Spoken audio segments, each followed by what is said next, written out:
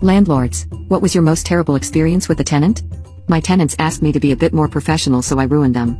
I am a small-time landlord, with just 4 tenants.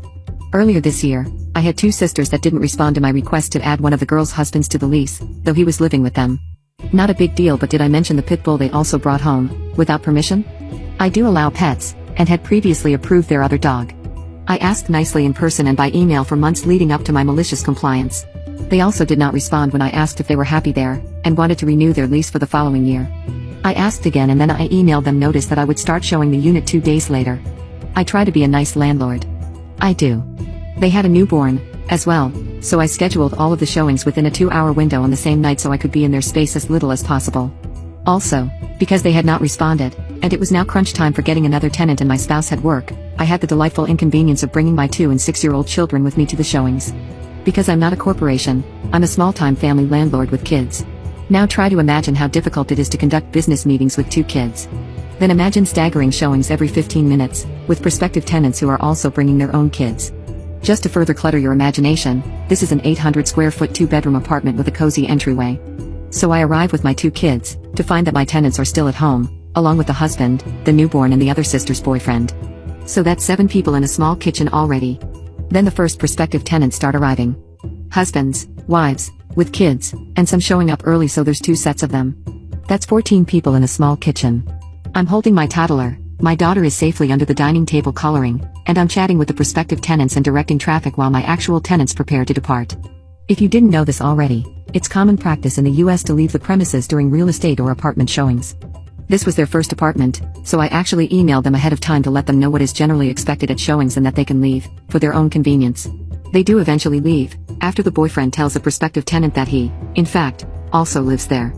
I carry on with an exhausting scheduling of showings and have my new tenants all picked out and lease signed by the next day. Awesome, right? No. The next night, I get a voicemail from the husband who is not my tenant. I saved it, and just listened to it over and over because of the sheer audacity of this man.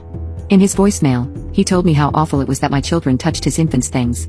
How they had to sterilize everything to keep their infant from being sick, and how inconvenient it was to have showings with only 2 days' notice, and how very unprofessional I was to bring my children.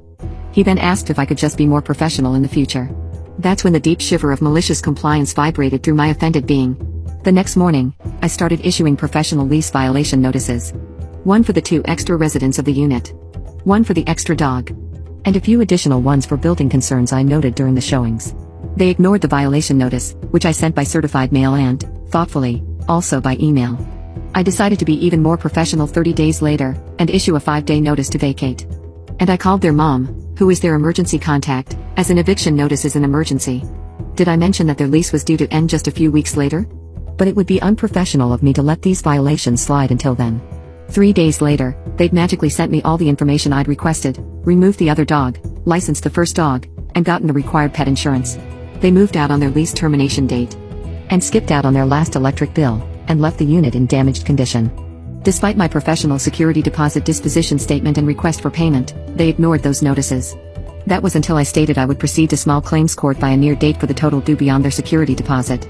Soon after, they replied stating they didn't think it was fair that they should have to cover damages to the unit, or pay any more money toward their utility bill. The audacity. 2 months later, there we were in the lobby of the courthouse, sitting across from each other on uncomfortable waiting room benches. They're laughing among themselves about how they're going to get their full security deposit back. I'm quietly reviewing my presentation notes to the judge and my sizable stack of evidence, photographs, videos. This was my first time in court, but I wasn't laughing. I was preparing.